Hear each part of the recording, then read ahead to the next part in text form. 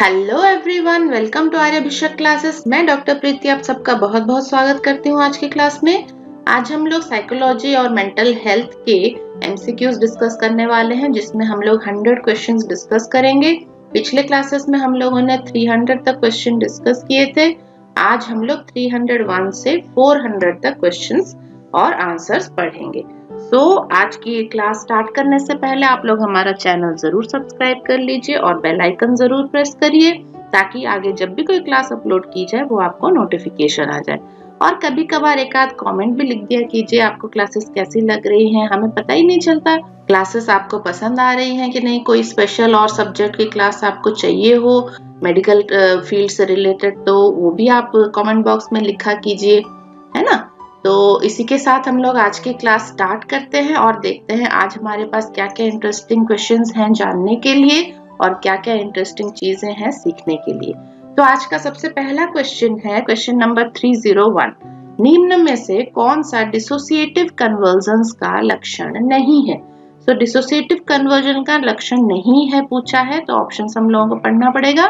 दौरे कभी भी सोते समय नहीं आते हैं, दौरों के दौरान मूत्र प्रवाह बहुत कम देखने को मिलता है, दौरों के बाद की अवस्था या पोस्ट इक्टल पीरियड में कंफ्यूजन बहुत सामान्य है, न्यूरोलॉजिकल लक्षण अनुपस्थित होते हैं।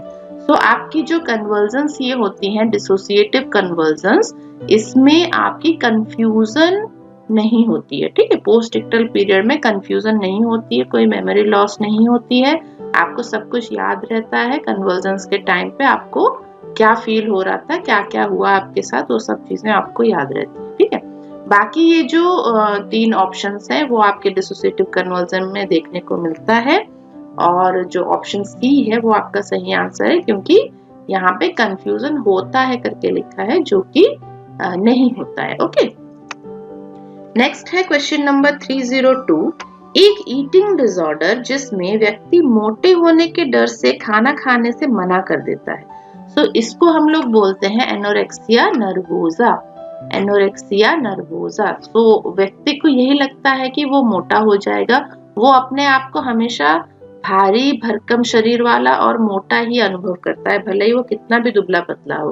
तो ये एक तरह की मानसिक बीमारी है। इसमें क्या होता है, जानबूझ के जो व्यक्ति है वो खाना पीना छोड़ देता है और कुछ भी नहीं खाता है वो, तो इससे उसकी बॉडी में और भी अनेक बीमारियां पैदा हो जाती हैं। तो इस कंडीशन को एनोरेक्सिया नर्वोसा कहा जाता है।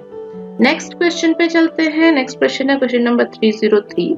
एक ईटिंग डिसऑर्डर जिसमें व्यक्ति एक बार में ये ढेर सारा खाना खा लेने के बाद इस खाने के प्रभाव को खत्म करने के लिए या तो स्वप्रेरित उल्टी करता है या कुछ दिनों तक भूखा रहता है, इसको क्या बोला जाता है? इस कंडीशन को बोला जाता है बुलिमिया नर्वोसा।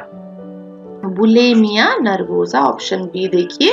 इसमें व्यक्ति क्या करता है, खाना खाता है लेकिन खाने के बाद तुरंत उसको उल्टी करके निकाल देता है, या फिर ये सोचता है कि आज मैंने खाना खा लिया तो अब 5-6 दिन तक मैं कुछ नहीं खाऊंगा।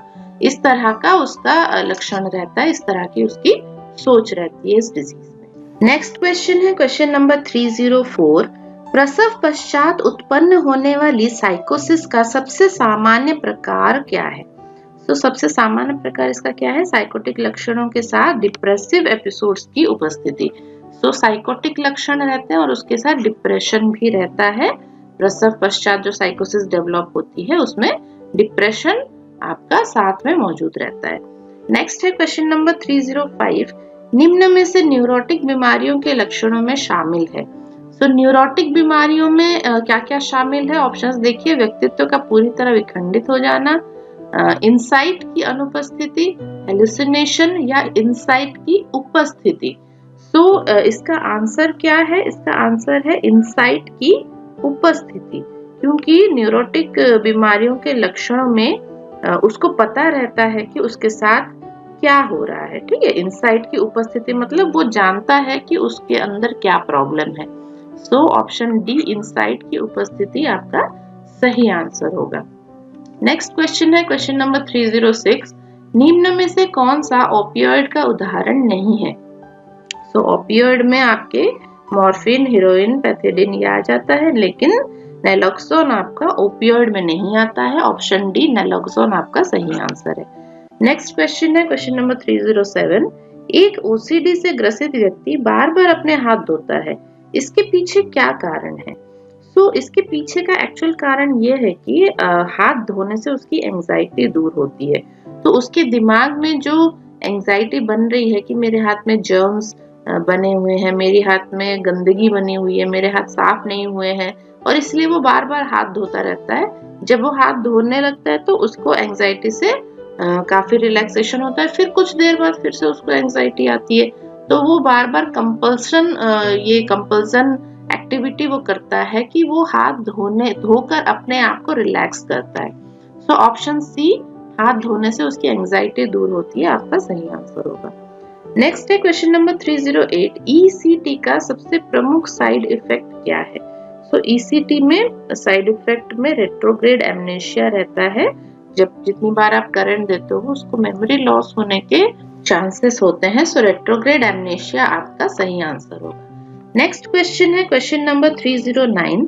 एक बच्चे में निम्न लक्षण मौजूद है, क्या लक्षण है? देखिए, सोशल स्माइल की अनुपस्थिति, लोगों को निर्जीव वस्तुओं की तरह समझना, परिजनों से कोई लगाव नहीं होना आदि। बच्चा किस रोग से पीड़ित है? तो ऐसे जो बच्चे होते हैं उनमें जो डिजीज रहता है उसको हम लोग ऑटिज्म बोलते हैं। ठीक है, ऑटिज्म, वो सोशल स्माइल नहीं देता है, आसपास के लोगों से उसका कोई लेना देना नहीं होता है, वो कोई जिंदा है, कोई उसके साथ खेल रहा है, वो चीजें वो कुछ भी समझ नहीं पाता है। ठीक है, तो ऐसे केसेस को हम लोग ऑटिज्म बोलते हैं। नेक्स्ट है question number 310। Non organic enuresis के उपचार में शामिल है। ऑप्शंस देखिए, ब्लैडर ट्रेनिंग, साइकोथेरेपी, इमिप्रामिन नामक दवा का उपयोग, या उपर्युक्त सभी। यहाँ पे आपका आंसर है उपर्युक्त सभी। तीनों ही प्रोसीजर्स आपको यूज करने हैं। एन्यूरेसिस में क्या होता है, बच्चा जो होता है वो बेड वेटिंग कर देता है, उसको पता नहीं चलता कब वो बेड पे सुसु कर देता है। ठीक है, यूरिन पास कर देता है और उसके कारण वो काफी दुखी हो जाता है, वो अपने आप को बहुत ही नेग्लेक्टेड फील करता है कि मेरे साथ ऐसा क्यों हो रहा है, वो गिल्टी फील करता है। ठीक है, तो ऐसे कंडीशन में ब्लैडर ट्रेनिंग, साइकोथेरेपी और मेडिसिन की भी रिक्वायरमेंट होती है, इसलिए उपयुक्त सभी आपका सही आंसर होगा। नेक्स्ट है क्वेश्चन नंबर 311। हिस्टीरिया क्या है? हिस्टीरिया एक तरह का न्यूरोटिक रोग है। ओके, न्यूरॉन से ये रिलेटेड है, ब्रेन टिश्यू से ये रिलेटेड है। ये एक तरह का न्यूरोटिक डिजीज है। नेक्स्ट क्वेश्चन है क्वेश्चन नंबर 312। हाइपोकॉन्ड्रियासिस क्या है? हाइपोकॉन्ड्रियासिस भी एक तरह का न्यूरोटिक डिसऑर्डर है, न्यूरोटिक रोग है ये। ऑप्शन बी आपका सही आंसर होगा। नेक्स्ट है क्वेश्चन नंबर 313। निम्न में से एनोरेक्सिया नर्वोसा के उपचार में शामिल नहीं है। एनोरेक्सिया नर्वोसा में पेशेंट खाना नहीं खाता है ना, तो उसमें आप क्या कर सकते हैं, उसमें आप बिहेवियर थेरेपी करा सकते हैं, ग्रुप थेरेपी करा सकते हैं, एंटी डिप्रेशन दवाओं का उपयोग कर सकते हैं, लेकिन खाना उसको खिलाना है आपको। खाना नहीं खाएं जो ऑप्शन दिया है वो आपका यहाँ पे शामिल नहीं होगा। ठीक है, ऑप्शन बी आपका सही आंसर होगा। नेक्स्ट क्वेश्चन है क्वेश्चन नंबर 314। मंद बुद्धि या मेंटल रिटार्डेशन की रोकथाम हेतु प्राथमिक स्तर का उपाय क्या है? ऑप्शंस देखिए, मंद बुद्धि बच्चों का शुरुआती अवस्था में पता लगाकर उनका उपचार करना, जेनेटिक काउंसलिंग करना, माता को गर्भावस्था के दौरान उचित देखभाल देना, ऑप्शन बी और सी दोनों। यहाँ पे आपका आंसर होगा ऑप्शन बी एंड सी दोनों। ओके, तो जेनेटिक काउंसलिंग भी करानी है और माता को गर्भावस्था के दौरान उचित देखभाल भी देनी है, क्योंकि ये प्रथम स्तर का उपाय पूछा गया है, इसलिए इसकी रोकथाम में ये दोनों ही प्रोसीजर्स आपके हेल्पफुल होते हैं। ऑप्शन डी आपका सही आंसर होगा। नेक्स्ट है क्वेश्चन नंबर 315। मंदबुद्धि व्यक्तियों के हितार्थ बनाए गए कानून रोकथाम के किस स्तर में शामिल है? कानून जब आपका लागू होता है वो आपका तृतीयक रोकथाम है, थर्ड लेवल पे वो आता है। तृतीयक रोकथाम में आपका सही आंसर है यहाँ पे। नेक्स्ट है क्वेश्चन नंबर 316। निम्न में से कौन सा नॉन ऑर्गेनिक एंकोप्रेसिस का कारण नहीं है? नॉन ऑर्गेनिक एंकोप्रेसिस क्या होता है? उसमें जो बच्चा होता है वो बावल का अर्ज आने पर भी वो बावल पास नहीं करता है, ठीक है, वो लैट्रिन करने नहीं जाता है, वो उसको रोके रखता है। इस तरह से रेक्टम में पूरा बावल भरता चला जाता है और जो लिक्विड आपका बावल रहता है, थोड़ा सा लिक्विड वाला, वो लीक करने लगता है और बार बार जो बच्चे का पैंट है वो बार बार खराब होता रहता है, जिसको हम लोग सॉइलिंग भी बोलते हैं, ठीक है, सॉइलिंग। सो ये जो कंडीशन है इसको हम लोग एंकोप्रेसिस बोलते हैं। सो इसमें क्या पूछा गया है, देखिए कौन सा नॉन ऑर्गेनिक एंकोप्रेसिस का कारण नहीं है। सो यहाँ पे ऑप्शंस है अपर्याप्त टॉयलेट ट्रेनिंग, ज्यादा खाना खा लेना, मंद बुद्धि होना या भावनात्मक विकार। और आपका सही आंसर होगा ज्यादा खाना खा लेना, ठीक है। तो ये कारण नहीं पूछा है इसने, तो ज्यादा खाना खाने से ये प्रॉब्लम नहीं होती है, लेकिन अगर टॉयलेट ट्रेनिंग सही ना हो, मंद बुद्धि वाला बच्चा हो या भावनात्मक कोई विकार हो उसमें, तो वहां पे नॉन ऑर्गेनिक एंकोप्रेसिस होने का खतरा रहता है। नेक्स्ट क्वेश्चन है क्वेश्चन नंबर 317। निम्न में से कौन सा बच्चों में पाए जाने वाला आदत संबंधी रोग नहीं है? सो आदत संबंधी रोग नहीं है पूछा है। यहाँ पे ऑप्शंस देखिए, ट्राइकोटिलोमैनिया, थंब सकिंग, एमनेशिया और नेल बाइटिंग। सो ट्राइकोटिलोमैनिया, थंब सकिंग और नेल बाइटिंग तीनों ही आदत संबंधी रोग हैं, लेकिन एमनेशिया आदत संबंधी रोग नहीं है। ओके, ऑप्शन सी आपका सही आंसर होगा। नेक्स्ट क्वेश्चन है क्वेश्चन नंबर 318। सिजोफ्रेनिया के उपचार के लिए किस समूह की दवाइयों का उपयोग किया जाता है? तो यहाँ पे आपको एंटीसाइकोटिक्स यूज करने होते हैं। एंटीसाइकोटिक, ऑप्शन ए आपका सही आंसर है। नेक्स्ट है क्वेश्चन नंबर 319। किस समूह की दवाइयां थाइमोलेप्टिक्स के नाम से भी जानी जाती हैं? सो थाइमोलेप्टिक्स आपके एंटी डिप्रेसेंट्स को बोले जाते हैं। So option B anti depressants आपके सही आंसर है। नेक्स्ट है क्वेश्चन नंबर 320। निम्न में से कौन सी दवा साइक्लिक एंटी डिप्रेसेंट समूह की नहीं है? सो साइक्लिक एंटी डिप्रेसेंट में आपकी इमिप्रेमिन, एमिट्रिप्टिलिन और मेनसेरिन आता है, लेकिन ओलेंजापिन आपका साइक्लिक एंटी डिप्रेसेंट में नहीं आता है। सो ओलेंजापिन आपका सही आंसर होगा, ओलेंजापिन। नेक्स्ट है क्वेश्चन नंबर 321। निम्न में से कौन सी दवा selective serotonin reuptake inhibitor anti depressant समूह की नहीं है? और इसका सही आंसर है कार्बामिजेपिन। सो कार्बामिजेपिन, ऑप्शन डी आपका selective serotonin reuptake inhibitor anti depressant समूह में नहीं आता है, ठीक है। नेक्स्ट है क्वेश्चन नंबर 322। निम्न में से कौन सा कथन हाइपोकॉन्ड्रोसिस के क्राइटेरिया को पूर्ण नहीं करता है? तो ऑप्शंस देखिए, व्यक्ति को ऐसा लगता है कि उसे कोई गंभीर रोग है। जांचों में सामने आता है कि व्यक्ति को कोई रोग नहीं है, ये भी सही है बिल्कुल। इसमें व्यक्ति मना करने के बावजूद भी लंबे समय तक एक ही चिकित्सक के सलाह लेता रहता है, नहीं, ये गलत है, क्योंकि यहाँ पे हाइपोकॉन्ड्रोसिस में क्या होता है, व्यक्ति चिकित्सक चेंज करता रहता है अपनी जो ट्रीटमेंट वो एक चिकित्सक के पास नहीं लेता है, क्योंकि उसको भरोसा ही नहीं होता उस डॉक्टर के ऊपर। सो वो डॉक्टर चेंज करता रहता है। इसमें व्यक्ति बार बार चिकित्सक बदलता रहता है, ठीक, ये सही आंसर है, ठीक है। सो ऑप्शन सी आपका यहाँ पे इसका सही क्राइटेरिया नहीं पूछा है ना, सो हाइपोकॉन्ड्रोसिस में ये नहीं देखने को मिलता है। नेक्स्ट है क्वेश्चन नंबर 323। एक रोग जिसमें मरीज सोते समय अनैच्छिक रूप से बल के साथ दांतों को पीसता है। तो बहुत सारे लोगों को आपने देखा होगा जो लोग रात में सोते वक्त दांत किटकिटाते रहते हैं, और ऐसे डिजीज को हम लोग बोलते हैं ब्रक्सिज्म। ऑप्शन बी ब्रक्सिज्म आपका सही आंसर है। नेक्स्ट है क्वेश्चन नंबर 324। निम्न में से कौन सा मंदबुद्धि को रोकथाम का द्वितीय स्तरीय का उपाय है? ठीक है, मेंटल रिटार्डेशन की रोकथाम में सेकेंड लेवल में कौन सा आता है? मंदबुद्धि की शुरुआती अवस्था का पता लगा के तथा यदि संभव हो तो उपचार करना। तो ये जो ऑप्शन सी आपका बताया गया है ये आपका द्वितीय स्तर में आता है, ठीक है। अब इसका पता लगाने के लिए आपको आईक्यू टेस्ट करना पड़ेगा। तो यहाँ पे एक चार्ट दिया हुआ है, आप लोग देख सकते हैं। माइल्ड मेंटल रिटार्डेशन 50 से 70 आईक्यू में रहते हैं, मॉडरेट मेंटल रिटार्डेशन 35 से 50, सीवियर 25 से 35 और 20 से नीचे हो तो प्रोफाउंड मेंटल रिटार्डेशन उसको बोलते हैं। तो इस क्राइटेरिया की हेल्प से आप टेस्ट करो और निकालो कि वो मंदबुद्धि है कि नहीं है, उसके बाद उसका आप ट्रीटमेंट कर सकते हो। नेक्स्ट क्वेश्चन है क्वेश्चन नंबर 325। मंदबुद्धि की रोकथाम हेतु तृतीयक स्तर का उपाय क्या है? रिहेबिलिटेशन या पुनर्वास। ठीक है, तो रिहेबिलिटेशन आपको उसमें करना है 3rd लेवल पे। नेक्स्ट क्वेश्चन देखिए 326। निम्न में से शॉर्ट एक्टिंग एंटी एंजाइटिक दवा कौन सी है? तो शॉर्ट एक्टिंग एंटी एंजाइटी दवा है आपकी अल्प्राजोलम। अल्प्राजोलम ऑप्शन ए आपका सही आंसर है। नेक्स्ट क्वेश्चन है क्वेश्चन नंबर 327। निम्न में से कौन सा लिथियम के प्रयोग हेतु इंडिकेशंस में शामिल नहीं है? तो लिथियम आपको कहाँ पे प्रयोग नहीं करना चाहिए, स्ट्रेट यही क्वेश्चन पूछा गया है।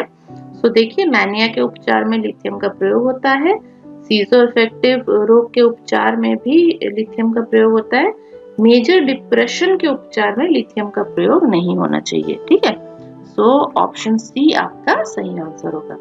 नेक्स्ट है क्वेश्चन नंबर 328। सबसे छोटा क्षारीय आयन जो कि मानसिक रोगों के उपचार हेतु तो काम में लिया जाता है वो कौन सा है? वो है आपका लिथियम।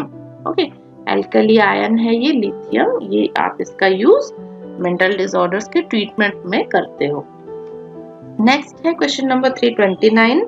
ईसीटी लगाने के पूर्व दी जाने वाली एट्रोपिन की डोज कितनी होती है? तो ईसीटी देने से पहले एट्रोपिन दिया जाता है इंजेक्शन, तो उसकी डोज होती है 0.5 से 0.6 मिलीग्राम। ओके, 0.5 से 0.6 मिलीग्राम। नेक्स्ट क्वेश्चन है क्वेश्चन नंबर 330। निम्न में से कौन सा कथन ईसीटी पूर्व की जाने वाली तैयारियों में शामिल नहीं है? तो ईसीटी देने से पहले कुछ तैयारियां की जाती है, तो उसमें देखिए क्या क्या आता है। लिखित सहमति या रिटन कॉन्सेंट प्राप्त करना, ब्लैडर एवं बावल को खाली करना, ईसीटी देने से तुरंत पहले मरीज को केवल हल्का नाश्ता देना, मरीज के कपड़े ढीले रखना। तो यहाँ पे जो आपका गलत ऑप्शन है वो कौन सा है? ईसीटी देने से तुरंत पहले मरीज को नाश्ता देना। आपको कम से कम 6 से 8 घंटे पहले से ही नील ओरली करना है, उसको कुछ भी खाने पीने की चीजें नहीं देनी चाहिए। इसीलिए ऑप्शन सी आपका यहाँ पे सही आंसर होगा। बाकी तीनों जो ऑप्शंस है वो आपको करने हैं, लेकिन ईसीटी की तैयारी से पूर्व ये आपको खाना नहीं देना चाहिए उसको। नेक्स्ट है question number 331। Developmental reading disorder इस नाम से भी जाना जाता है। तो किसी को डेवलपमेंटल स्टेज में, यानी छोटे बच्चे जो होते हैं जब वो पढ़ाई करने लगते हैं, तो उस उम्र में अगर किसी को रीडिंग डिसऑर्डर हो रहा है तो उसको हम लोग क्या बोलते हैं? डिसलेक्सिया बोलते हैं। आप लोगों ने मूवी देखी होगी तारे जमीन पर, है ना? तारे जमीन पर में वो जो छोटा सा बच्चा होता है, हीरो जो होता है, उसको डिसलेक्सिया की प्रॉब्लम होती है, वो पढ़ नहीं पाता है, उसको अक्षर उल्टे पुल्टे दिखाई देते हैं, डांस करते हुए दिखाई देते हैं, है ना? और जो भी शब्द वो बनाता है उसमें हमेशा स्पेलिंग मिस्टेक रहता है, अक्षरों को उल्टा लिखता है। तो ये इसको डिसलेक्सिया बोलते हैं, ये रीडिंग डिसऑर्डर है। नेक्स्ट है question number 332। Developmental mathematic disorder इस नाम से भी जाना जाता है। तो मैथमेटिक डिसऑर्डर अगर है किसी को, कोई कैलकुलेशंस नहीं कर पा रहा है, उसको हम लोग बोलते हैं डिसकैल्कुलिया। ऑप्शन बी डिसकैल्कुलिया उसका सही आंसर है। बहुत बच्चों को आपने देखा होगा जिनको मैथ्स नहीं आती है, मैथ्स उनको समझ में ही नहीं आती है, इसको कैसे मिलाया जाता है, कैसे सब्सट्रैक्ट किया जाता है, कैसे डिवाइड किया जाता है, वो चीजें वो उनको समझ में नहीं आती हैं। ठीक है, तो इस कंडीशन को हम लोग डिसकैल्कुलिया बोलते हैं। नेक्स्ट है क्वेश्चन नंबर 333। लिथियम क्या है? लिथियम एक तरह का, देखिए ऑप्शंस देखिए, एंटी डिप्रेसेंट लिखा है, एंटी मैनिक लिखा है, मूड स्टेबलाइजिंग दवा लिखा है, और ऑप्शन बी और सी दोनों। तो ऑप्शन बी और सी दोनों इसका सही आंसर है। ऑप्शन डी आपका सही आंसर होगा। ये एंटी मैनिक है, बहुत ज्यादा हाइपर एक्टिव अगर स्टेज है उसको मैनिया स्टेज बोला जाता है, उसको शांत करने के लिए और मूड को स्टेबलाइज करने के लिए लिथियम का प्रयोग किया जाता है। नेक्स्ट क्वेश्चन है क्वेश्चन नंबर 334। निम्न में से कौन सी लंबे समय तक काम करने वाली लॉन्ग एक्टिंग एंटी एंजाइटिक दवा नहीं है? तो कौन सा नहीं है लॉन्ग एक्टिंग? वो है लोराजिपम। तो लोराजिपम आपका सही आंसर है, ऑप्शन सी। ये लॉन्ग एक्टिंग एंटी एंजाइटी दवा नहीं है। नेक्स्ट क्वेश्चन पे चलते हैं, क्वेश्चन नंबर 335। ईसीटी से पहले मरीज को एट्रोपिन क्यों दिया जाता है? ईसीटी से पहले एट्रोपिन इसीलिए दिया जाता है ताकि जो लाला स्राव हो रहा है, सलाइवेशन हो रहा है, उसको कम किया जा सके। ओके, क्योंकि करंट जब लगेगा तो बहुत ज्यादा सलाइवेशन अगर होगा वो उस रेस्पिरेटरी ट्रैक्ट में जा सकता है और एस्पिरेशन हो सकता है, पेशेंट की डेथ भी हो सकती है। इसलिए वहां पे लाल के स्राव को कम करने के लिए आपको एट्रोपिन दिया जाना जरूरी होता है। नेक्स्ट है क्वेश्चन नंबर 336। ईसीटी से पहले मरीज को सक्सिनिलकोलिन लगाने का क्या उद्देश्य है? तो सक्सिनिलकोलिन लगाने से क्या होता है, मांसपेशियां रिलैक्स रहती हैं और इसीलिए ये इंजेक्शन लगाया जाता है। ऑप्शन डी, मांसपेशियों को रिलैक्स करने के लिए इंजेक्शन दिया जाता है। नेक्स्ट है क्वेश्चन नंबर 337। नॉन ऑर्गेनिक एंकोप्रेसिस के उपचार में शामिल है। इसमें क्या शामिल है? टॉयलेट ट्रेनिंग, स्वस्थ पारिवारिक वातावरण, बिहेवियर थेरेपी और उपर्युक्त सभी। तीनों ही इसमें शामिल है। उपर्युक्त सभी आपका सही आंसर होगा। बच्चे को सही टॉयलेट कैसे जाना चाहिए टाइम पे वो सिखाना है, टॉयलेट कैसे करना चाहिए, पारिवारिक वातावरण उसका स्वस्थ होना चाहिए, उसकी बिहेवियर थेरेपी करानी चाहिए, है ना। तो ये सारे ही प्रोसीजर आप इसके ट्रीटमेंट में यूज कर सकते हैं। नेक्स्ट क्वेश्चन है क्वेश्चन नंबर 338। एंटीसाइकोटिक दवाइयों का मोड ऑफ एक्शन क्या है? एंटीसाइकोटिक दवाइयां क्या करती हैं? ये डोपामिन रिसेप्टर्स को ब्लॉक कर देती हैं। डोपामिन रिसेप्टर को ब्लॉक करने से क्या होगा? डोपामिन का एक्शन नहीं होगा, है ना।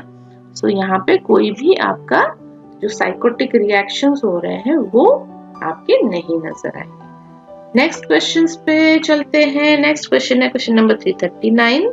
दवाओं का कौन सा समूह ब्रेन में कैटेकोलामिन के स्तर को बढ़ा देता है?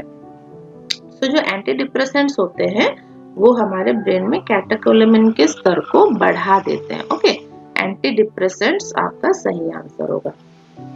नेक्स्ट क्वेश्चन है question number 340। Extra pyramidal symptoms या ईपीएस किन दवाओं के साइड इफेक्ट्स में देखने को मिलता है? अगर कोई एंटीसाइकोटिक मेडिसिन ले रहा है बहुत लंबे समय तक, वहां पे एक्स्ट्रा पिरामिडल सिम्टम्स देखने को मिल सकता है। हाथ पैर में कांपना और मूवमेंट का डिस्काइनेसिया रहना, डिस्टोनिक रिएक्शंस होना, इस तरह के कुछ सिम्टम्स आपको देखने को मिल सकते हैं। नेक्स्ट है क्वेश्चन नंबर 341।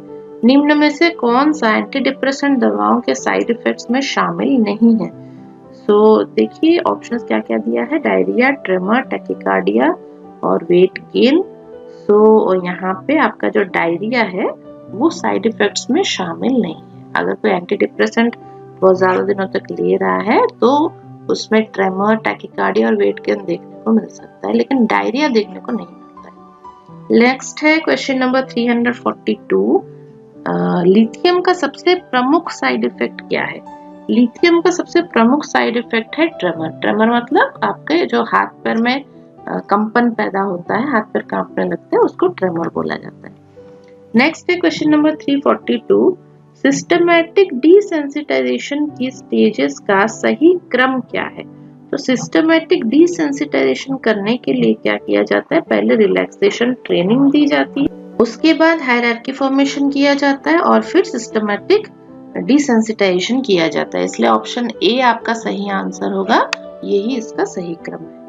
नेक्स्ट है क्वेश्चन नंबर 344। निम्न में से कौन सी दवाइयां ऑक्यूलोगायरिक क्राइसिस उत्पन्न कर सकती है? ऑक्यूलोगायरिक क्राइसिस आपकी एंटीसाइकोटिक दवाइयां उत्पन्न करती हैं।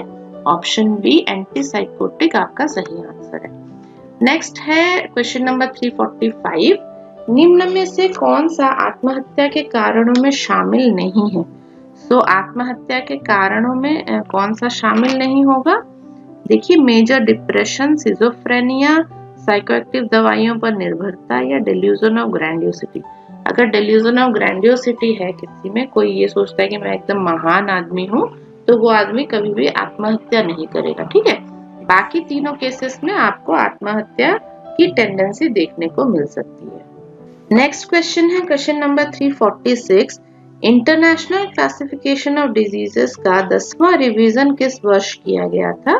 तो 10th रिवीजन इसका 1992 में किया गया था। ऑप्शन ए 1992 आपका सही आंसर होगा। नेक्स्ट है क्वेश्चन नंबर 347। ऐसे डिसऑर्डर जो कि स्थायी या अस्थायी ब्रेन डिसफंक्शन की वजह से होते हैं, ये क्या कहलाते हैं? ये ऑर्गेनिक मेंटल डिसऑर्डर्स कहलाते हैं, ठीक है, जिसमें ब्रेन की टेम्पररी या परमानेंट डिसफंक्शन हो जाती है, उसको ऑर्गेनिक मेंटल डिसऑर्डर बोला जाता है। नेक्स्ट है क्वेश्चन नंबर 348। शारीरिक निर्भरता या फिजिकल डिपेंडेंस उत्पन्न करने के बढ़ते हुए क्रम के हिसाब से विभिन्न साइकोटिक पदार्थों का सही क्रम क्या है? डिपेंडेंस कौन सबसे ज्यादा कौन सबसे कम करता है, इसका सही क्रम है ओपियोइड, उसके बाद कोकेन, उसके बाद अल्कोहल और उसके बाद कैफीन, ठीक है। ओपियोइड जो मटेरियल्स होती हैं, पदार्थ होते हैं, उनका हाईएस्ट रहता है, आपका हाईएस्ट शक्ति रहती है डिपेंडेंस पैदा कराने की, उसके बाद कोकेन, उसके बाद अल्कोहल आता है, उसके बाद कैफीन आता है, ठीक है। कैफीन कॉफी में पाया जाता है, ठीक है। जो लोग कॉफी पीते हैं, चाय पीते हैं, उनमें ये कैफीन की जो क्या बोलते हैं आदत लग जाती है ना, हैबिट बन जाती है, बिना चाय और कॉफी के फिर उनको दिक्कत होने लगती है। ये इसका सही क्रम है। नेक्स्ट क्वेश्चन पे चलते हैं। नेक्स्ट क्वेश्चन है 349। अल्कोहलिज्म की समस्या के आइडेंटिफिकेशन हेतु पूछे जाने वाले केज क्वेश्चनर में प्रश्नों की कुल संख्या कितनी होती है? केज क्वेश्चनर में कुल 4 प्रश्न होते हैं, 4 क्वेश्चंस होते हैं। यहाँ पे आपको केज क्वेश्चनर दिख रहा होगा, राइट साइड में एक चार्ट है। अल्कोहलिज्म का स्क्रीनिंग करने के लिए यूज किया जाता है C for concern by the person that there is a problem, ठीक है। तो इसमें आपको क्या क्वेश्चन पूछना है? Have you ever felt that you should cut down your drinking? कभी आपको लगा है कि आपको अपनी ड्रिंकिंग कट डाउन करनी चाहिए या कम कर देनी चाहिए? ये क्वेश्चन आपको पूछना है। सेकंड में आता है apparent to others that there is a problem. इसमें आपको क्या क्वेश्चन पूछना है? Have you ever become annoyed by criticism of your drinking? अगर कोई आपको कुछ बोलता है कि आप क्यों पी रहे हो, ऐसा कोई कुछ बोलता है तो आपको क्या बुरा लगता है? फिर आपको पता चलेगा ना वो कितना अल्कोहल के प्रति कितना वो डेडिकेटेड हो चुका है ना। नेक्स्ट क्वेश्चन में ग्रेव कॉन्सिक्वेंसेस के बारे में पता करना होता है। तो इसमें पूछा जाता है कि have you ever felt guilty about your drinking? कभी आपको लगा है कि आप पी के कोई गलती कर रहे हो, लगा है कि नहीं? नेक्स्ट है एविडेंस ऑफ डिपेंडेंस और tolerance. Have you ever had a morning eye opener to get rid of a hangover? तो इस तरह के 4 क्वेश्चंस पूछे जाते हैं, जिसके जवाब पे फिर आधारित होता है कि पेशेंट अल्कोहल का कितना आदी हो चुका है, ठीक है। नेक्स्ट है क्वेश्चन नंबर 350। निम्न में से कौन सा कथन न्यूरोटिक मानसिक बीमारियों के संबंध में सत्य नहीं है? नहीं पूछा गया है। ऑप्शंस पढ़ते हैं। इसमें व्यक्ति का व्यवहार एवं व्यक्तित्व सुरक्षित रहता है, व्यक्ति को हकीकत का ज्ञान होता है, कोई भी ऑर्गेनिक कारण उपस्थित नहीं होता है, इनसाइट अनुपस्थित होती है यहाँ पे, ठीक है। तो यहाँ पे जो सत्य नहीं है वो क्या है? इनसाइट अनुपस्थित होती है। इनसाइट वहां पे उपस्थित होती है। तो कोई भी न्यूरोटिक डिसऑर्डर हो, उसमें पेशेंट को पता होता है कि मुझे ये दिक्कत हो रही है। ये आपका ऑप्शन डी यहाँ पे सत्य नहीं पूछा गया है ना, तो सत्य नहीं है। नेक्स्ट है क्वेश्चन नंबर 351। केंद्रीय तंत्रिका तंत्र में सबसे अधिक पाए जाने वाला इनहिबिटरी न्यूरोट्रांसमीटर कौन सा है? ये है आपका गाबा, GABA, गाबा। गाबा का फुल फॉर्म क्या है? Gamma amino butyric acid, gamma amino butyric acid. Okay, ये आप याद रखिएगा। मैं यहाँ पे लिख देती हूँ, gamma amino butyric acid. Okay, GABA। सो ये सबसे ज्यादा पाया जाने वाला इनहिबिटरी न्यूरोट्रांसमीटर है आपके सेंट्रल नर्वस सिस्टम का। ठीक, नेक्स्ट है क्वेश्चन 352, बेंजोडायजेपिन्स एंजाइटी को किस प्रकार दूर करता है? सो जो बेंजोडायजेपिन्स होते हैं वो क्या करते हैं, वो गाबा के ट्रांसमिशन को बढ़ा देते हैं। ठीक है, और बढ़ा के आपकी एंजाइटी को दूर करते हैं। सो ऑप्शन ए, गाबा के ट्रांसमिशन को बढ़ाकर ये दूर करते हैं। ऑप्शन ए आपका सही आंसर है। नेक्स्ट है क्वेश्चन नंबर 353, निम्न में से इंसोम्निया के कारणों में शामिल नहीं है। सो इंसोम्निया मतलब नींद ना आना, सो वृद्धावस्था, एंजाइटी डिसऑर्डर, मेनिया, ये अगर हो तो आपको नींद नहीं आती है, लेकिन मोटापा कोई वजह नहीं है नींद ना आने की, मोटापा में तो और ज्यादा नींद आती है। सो इंसोम्निया के कारणों में मोटापा शामिल नहीं है। नेक्स्ट है क्वेश्चन नंबर 354, निम्न में से कौन सी दवा बेंजोडायजेपिन समूह में शामिल नहीं है? तो इसमें प्रोट्रिप्टिलिन जो है वो आपके बेंजोडायजेपिन समूह में शामिल नहीं है। ऑप्शन सी आपका सही आंसर है। नेक्स्ट है क्वेश्चन नंबर 355, फ्लॉक्सिटिन नामक एंटी डिप्रेसेंट दवा की प्रतिदिन ली जाने वाली डोज कितनी होती है? सो फ्लॉक्सिटिन आपकी जो होती है वो 10 से 60 मिलीग्राम दी जाती है डेली। 10 से 60 मिलीग्राम आपका सही आंसर है। नेक्स्ट है क्वेश्चन नंबर 356, एक एक्स्ट्रा पिरामिडल सिम्टम जिसमें मरीज एक जगह शांत नहीं बैठ सकता है उसको क्या बोला जाता है? उसको बोला जाता है akathisia. Akathisia, okay, option B akathisia आपका सही आंसर है। नेक्स्ट है क्वेश्चन 357, एक एक्स्ट्रा पिरामिडल सिम्टम जिसमें मरीज की जीभ, गर्दन, जबड़े एवं आंख की पेशियों में संकुचन हो जाता है, तो इसको क्या बोला जाता है? इसको बोला जाता है डिस्टोनिया। ऑप्शन सी डिस्टोनिया आपका सही आंसर है। नेक्स्ट क्वेश्चन है क्वेश्चन 358, निम्न में से सबसे कॉमन ईपीएस क्या है? एक्स्ट्रा पिरामिडल सिम्टम क्या है? तो एकैथीसिया आपका सबसे कॉमन पिरामिडल सिम्टम है। Extra pyramidal symptom एकैथीसिया। नेक्स्ट है क्वेश्चन 359, ऑक्यूलोगायरिक क्राइसिस में क्या होता है? ऑक्यूलोगायरिक क्राइसिस में आंखें ऊपर हो जाती हैं एवं सिर एक तरफ झुक जाता है। सो ऑप्शन ए आपका सही आंसर है। यहाँ पे आप फोटो में भी देख सकते हैं, इसकी आंखें ऊपर की ओर हो जाती हैं और सिर एक तरफ को झुक जाता है। इसको ऑक्यूलोगायरिक क्राइसिस बोला जाता है। नेक्स्ट है क्वेश्चन 360, वह कौन सा थेरेपी है जिसका उद्देश्य मरीज को ऐसा स्वास्थ्य वातावरण प्रदान करना है जो कि मरीज को जल्दी ठीक करने में सहायक होता है? सो इसको बोला जाता है मिलियू थेरेपी। जब कुछ लोग मिलके उसकी देखभाल करते हैं, उसके आसपास के सारे वातावरण को अच्छा रखते हैं, हैप्पी रखते हैं, है ना, तो इसको मिलियू थेरेपी बोला जाता है। नेक्स्ट है क्वेश्चन 361, मनोचिकित्सा में काम आने वाली दवाइयों का कौन सा समूह माइनर ट्रैंक्विलाइजर के नाम से भी जाना जाता है? सो हमारी जो एंटी एंजाइटिक ड्रग्स होती हैं उनको माइनर ट्रैंक्विलाइजर भी कहा जाता है, क्योंकि एंटी एंजाइटिक ड्रग्स से आपको नींद आने लगती है और आप मदहोशी सी फील करने लगते हो। ठीक है, इसलिए इनको माइनर ट्रैंक्विलाइजर्स कहा जाता है।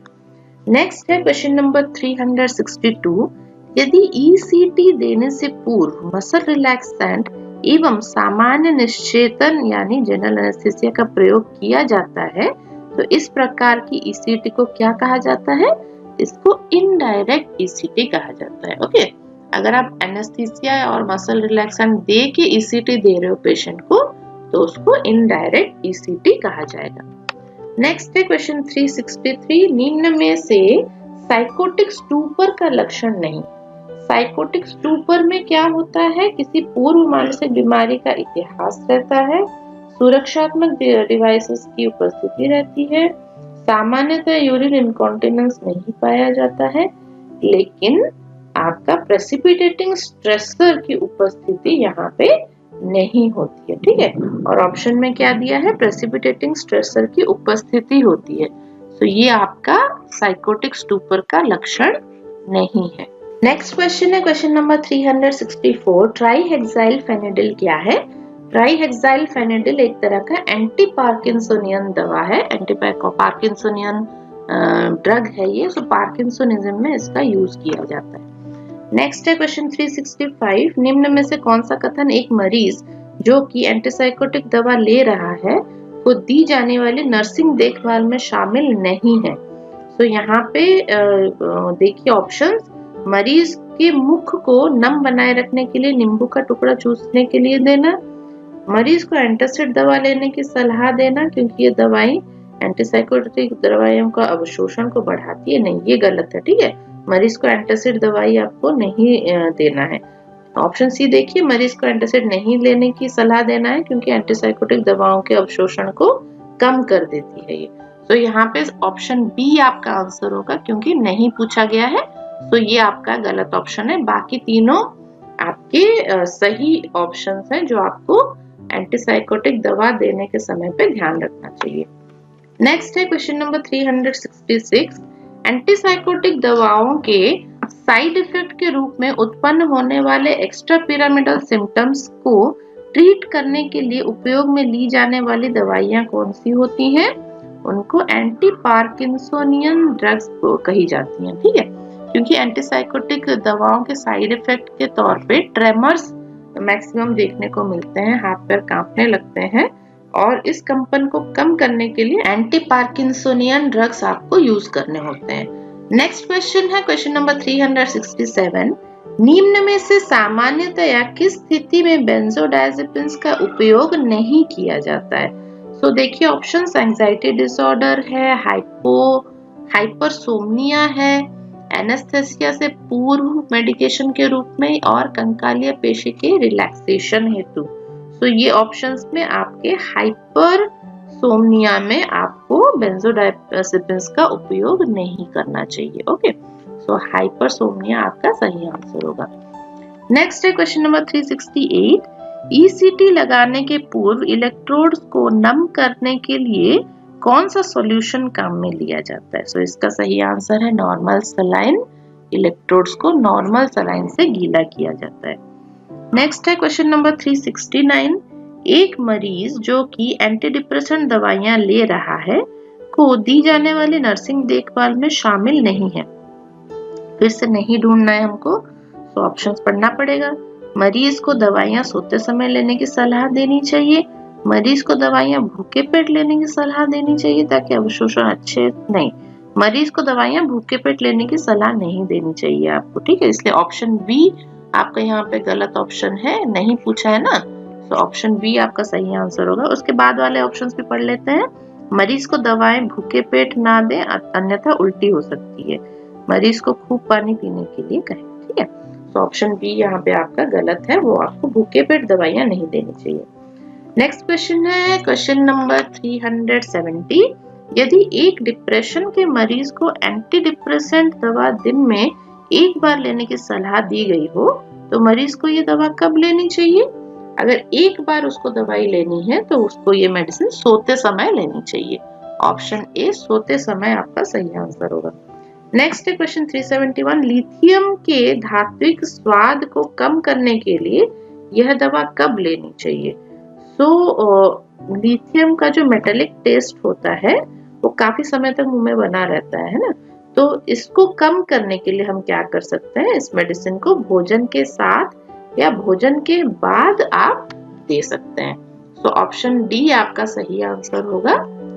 नेक्स्ट क्वेश्चन पे चलते हैं, क्वेश्चन नंबर 372, एंटीसाइकोटिक दवाओं की ओडी डोज रात को सोते समय लेनी चाहिए क्योंकि ये दवाएं सिडेटिव प्रभाव रखती हैं, ये नींद और बढ़ाती हैं, ठीक है। इसलिए अगर ओडी डोज में दिया जा रहा है तो रात को सोते समय लेने के लिए ये बोला गया है। नेक्स्ट है क्वेश्चन नंबर 373, लिथियम ले रहे मरीज की देखभाल करते समय एक नर्स का सबसे प्रमुख कार्य क्या होता है? उसका सबसे प्रमुख कार्य होता है ब्लड में लिथियम का लेवल टेस्ट करते रहना, क्योंकि ज्यादा अगर वो ले रहा है तो उससे भी उसको दिक्कत हो सकती है अगर ब्लड में लिथियम का लेवल बहुत ज्यादा बढ़ जाए। रक्त में लिथियम स्तर को जांच करना सबसे प्रमुख कार्य होता है। नेक्स्ट है क्वेश्चन नंबर 374, नाखून खाने वाले बच्चे के नाखूनों पर कड़वा पदार्थ लगा देना किस थेरेपी का उदाहरण है? सो इसको एवर्जन थेरेपी बोला जाता है। जो चीज उसको करना पसंद है उसको कैसे वो ना पसंद करेगा, ये एवर्जन थेरेपी होती है। अगर कोई नाखून खा रहा है उसके नाखूनों पे कड़वा टेस्ट लगा दो तो वो नहीं खाएगा, है ना। तो इसको एवर्जन थेरेपी में रखा गया है। नेक्स्ट क्वेश्चन है क्वेश्चन 375। निम्न में से कौन सा बेंजोडायजेपिन्स का साइड इफेक्ट नहीं? तो ऑप्शंस देखिए, लार का स्राव बढ़ जाना, दस्त लगना, एपिगैस्ट्रिक दर्द और मूर्छा आना। आपका सही आंसर क्या होगा? लार का श्रवण बढ़ जाना। यहाँ पे लार का श्रवण नहीं बढ़ता है, ये इसके साइड इफेक्ट्स में नहीं देखा गया है। बाकी दस्त लगना, एपिगैस्ट्रिक दर्द या मूर्छा होना, चक्कर आना, ये सब बेंजोडायजेपिन के साइड इफेक्ट्स में देखने को मिल सकता है। नेक्स्ट क्वेश्चन है क्वेश्चन नंबर 376। सर्वप्रथम खोजी जाने वाली एंटीसाइकोटिक दवा कौन सी है? ये है आपकी क्लोरप्रोमेजिन। क्लोरप्रोमेजिन ये सबसे पहले डिस्कवर हुई थी। नेक्स्ट है क्वेश्चन नंबर 377। एक दाएं हाथ से काम करने वाले मरीज में यूनिलैटरल ईसीटी लगाते समय इलेक्ट्रोड सिर के किस तरफ लगाए जाते हैं?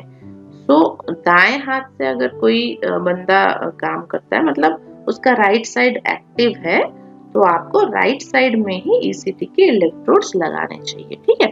तो दाईं तरफ आपका सही आंसर होगा ऑप्शन ए। नेक्स्ट है क्वेश्चन नंबर 378।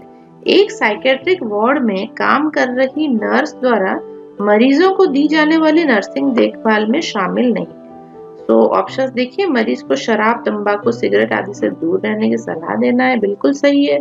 मरीज को दवाइयों के साइड इफेक्ट की उपस्थिति के लिए एक्सेस करते रहना, ये भी सही है। मरीज को दवा देते समय 5 सही नियमों का पालन करना भी सही है। यदि मरीज में मनोरोग के लक्षण खत्म हो गए हों तो एकदम ही मरीज को दवाइयां देना बंद करना चाहिए, ये गलत है, ठीक है। एकदम से आपको नहीं बंद करना चाहिए, धीरे धीरे डोज कम करते करते आपको बंद करना चाहिए। ओके, सो ऑप्शन डी आपका सही आंसर होगा। नहीं पूछा है ना, इसमें शामिल नहीं है, पूछा है, देखिए। नेक्स्ट क्वेश्चन है क्वेश्चन नंबर 379। ईसीटी का सर्वप्रथम उपयोग किसने किया था? तो ईसीटी का सबसे पहले जो यूज किया था वो थे सेरलेटे एवं बिनी। सेरलेटे एवं बिनी, ऑप्शन सी आपका सही आंसर है। नेक्स्ट है क्वेश्चन नंबर 380। ईसीटी लगाने से पहले मरीज के शरीर से सभी धात्विक पदार्थों को हटाने के पीछे क्या उद्देश्य है? सो धात्विक मतलब जो सोने चांदी की रिंग्स वो पहने हुए है, कोई लोहे के कड़े पहने हुए हैं, पायल है, झुमका पहना हुआ है या फिर बिछिया पहनी हुई है, तो ये सारी चीजों को निकाल देना चाहिए। क्यों? क्योंकि जब आप ईसीटी दे रहे हो तो आप एक करंट पास करा रहे हो, है ना। तो करंट जब आप पास करा रहे हो, ये जितनी भी मेटेलिक चीजें होती है वो करंट बहुत ही अच्छे से कंडक्ट करती है ना। तो इससे बचने के लिए आपको वो सारी चीजें उतार देनी चाहिए, धातु वाली चीजें। तो ऑप्शन आपका देखिए, बिजली के प्रवाह को अनचाहे स्थानों पर होने से बचाने के लिए आपको ये चीजें उतार देनी चाहिए। सो ऑप्शन सी आपका सही आंसर है। नेक्स्ट है क्वेश्चन नंबर 381। अल्जाइमर्स डिजीज किस एज ग्रुप में सबसे कॉमन है? तो जो अल्जाइमर डिजीज होता है उसमें धीरे धीरे आपकी याद कर रखने की जो शक्ति होती है, मेमोरी पावर होती है, वो कम हो जाती है। तो ये नॉर्मली वृद्धावस्था में देखने को मिलती है। ओल्ड एज के साथ धीरे धीरे मेमोरी भी कमजोर होती जाती है। नेक्स्ट है क्वेश्चन 382।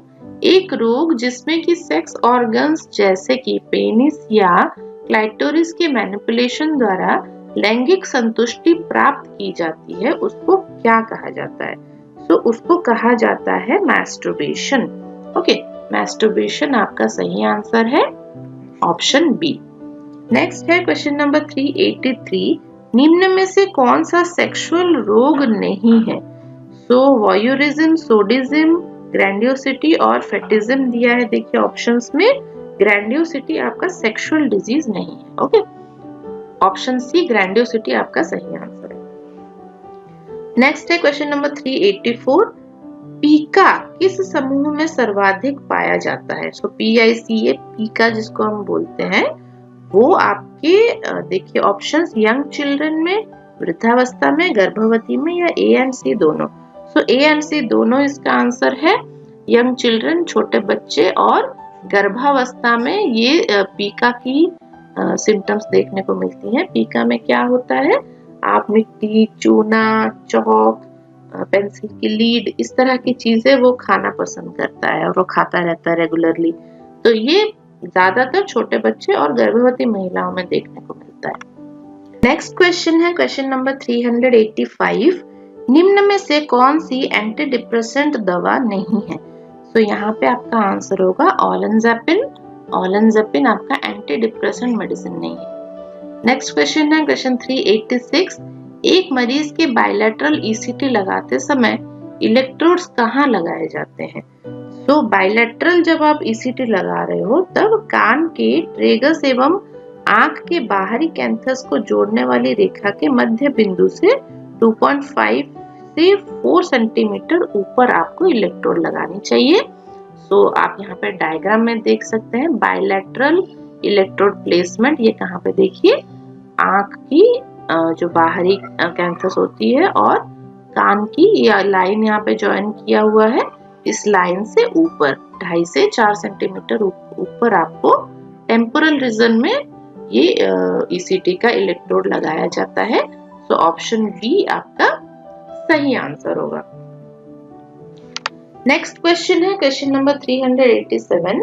निम्न में से कौन सा ओपियम का विथड्रॉल लक्षण नहीं है? तो विथड्रॉल जब आप कर रहे हो, ओपियम कोई बहुत दिनों से ले रहा है और अचानक से अगर वो बंद कर दे तो वहां पे आपका कौन सा सिम्टम देखने को नहीं मिलेगा? ऑप्शंस देखिए, डायलेटेड प्यूपिल, एनोरेक्सिया, कॉन्स्टिपेशन और नोज ब्लीडिंग। तो आपका कॉन्स्टिपेशन वहां पे देखने को नहीं मिलेगा। कॉन्स्टिपेशन के अलावा डायलेटेड प्यूपिल, एनोरेक्सिया और नोज ब्लीडिंग उस केस में आपको देखने को मिल सकता है। नेक्स्ट क्वेश्चन है क्वेश्चन नंबर 388। मनोवैज्ञानिक या साइकोलॉजिकल कारकों की वजह से शारीरिक लक्षणों का उत्पन्न होना किस डिसऑर्डर के अंतर्गत आता है? तो जब साइकोलॉजिकल जो इफेक्ट्स होते हैं उसका असर आपकी बॉडी पे देखने को मिले तो इसको हम लोग साइकोसोमैटिक डिजीज बोलते हैं। ऑप्शन सी साइकोसोमैटिक आपका सही आंसर है। नेक्स्ट है क्वेश्चन नंबर 389। कॉलेज व्याख्याता के रूप में चयन ना होने पर तृतीय श्रेणी शिक्षक के लिए तैयारी करना किस डिफेंस मैकेनिज्म का उदाहरण है? तो इसको सब्स्टिट्यूशन बोला जाता है। जब कोई किसी चीज के लिए प्रिपेयर हो रहा है और उसमें उसका सिलेक्शन नहीं हुआ तो वो उसके नीचे स्तर के काम के लिए रेडी होने लगता है, तो इसको सब्स्टिट्यूशन बोला जाता है। ठीक है। नेक्स्ट है क्वेश्चन नंबर 390। निम्न में से कौन सा कथन ईसीटी लगाने से पहले मरीज को दी जाने वाली नर्सिंग देखभाल का हिस्सा नहीं है? तो नहीं पूछा है। देखिए, मरीज के सारे मेकअप को हटाना चाहिए, टाइट वस्त्रों को ढीला करना चाहिए, मरीज को ढेर सारे तरल पदार्थ देना चाहिए, नहीं देना चाहिए, है ना? तो ऑप्शन सी आपका सही आंसर है। मरीज को ढेर सारे तरल पदार्थ नहीं देने चाहिए। और उसके बाद देखिए सभी धात्विक पदार्थों को भी हटा देना चाहिए। बाकी 3 ऑप्शन सही हैं, लेकिन ये तरल पदार्थ कोई भी लिक्विड सॉलिड कुछ नहीं देना चाहिए पेशेंट को। नेक्स्ट है क्वेश्चन नंबर 391। ईसीटी देने के बाद मरीज को कौन सी पोजीशन दी जाती है? तो ईसीटी देने के बाद उसको एक तरफ करवट लेके सुलाया जाता है, तो साइड लेइंग पोजीशन उसको दी जाती है। नेक्स्ट है क्वेश्चन नंबर 392। सिजोफ्रेनिया से ग्रसित मरीज को दी जाने वाली नर्सिंग देखभाल में शामिल नहीं है। तो क्या शामिल नहीं है? देखिए, मनोचिकित्सक द्वारा लिखी गई दवाइयां 5 सही नियमों का पालन करते हुए देना, बिल्कुल। मरीज की आलोचना करना नहीं, मरीज की आलोचना नहीं करनी चाहिए। आपको किसी से भी मरीज के बारे में डिस्कशन नहीं करना चाहिए। तो शामिल नहीं बोला है। मरीज की आलोचना करना आपका सही आंसर होगा, ये आपको नहीं करना चाहिए। ठीक है।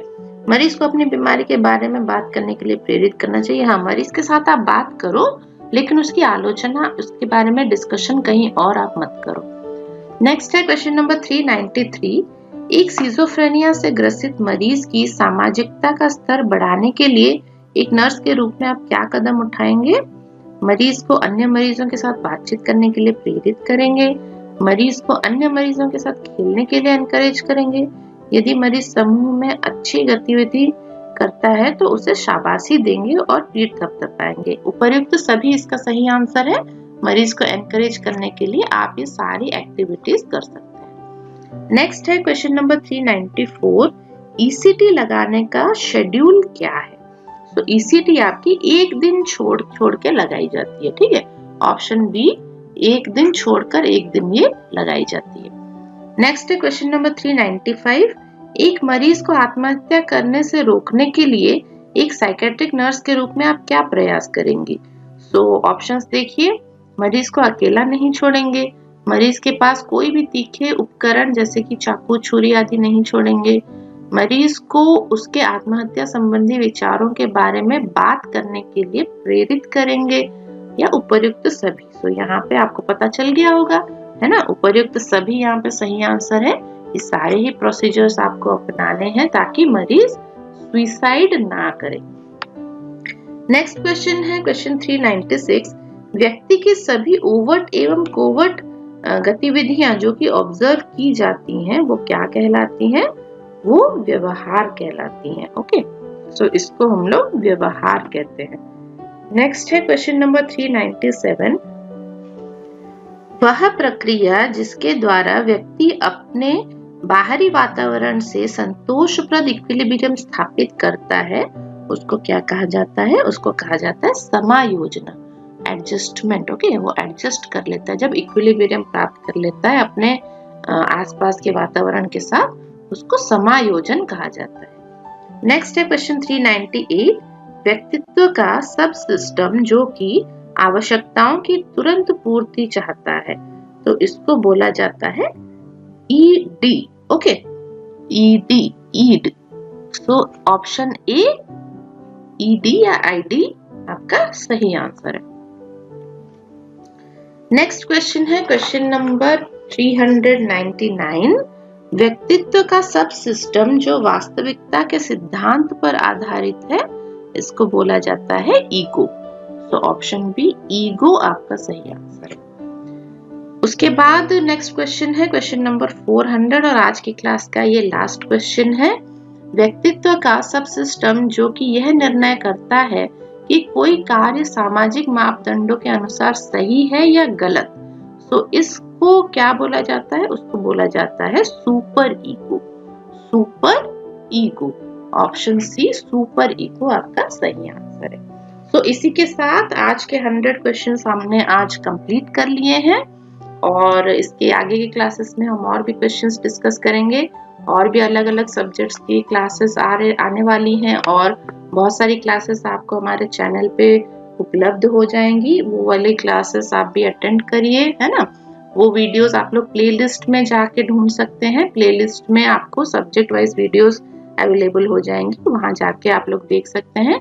इम्पोर्टेंट नोट्स और हमारे क्वेश्चन आंसर डिस्कशन वाली वीडियोस भी उसमें मौजूद हैं। सो वीडियोस आप जरूर देखिए और अपने फ्रेंड्स के साथ खूब शेयर करिए। ठीक, आज के लिए इतना ही, फिर मिलेंगे नेक्स्ट क्लास में नई चीजों के साथ। So thank you so much और आप लोगों को मेरा नमस्कार।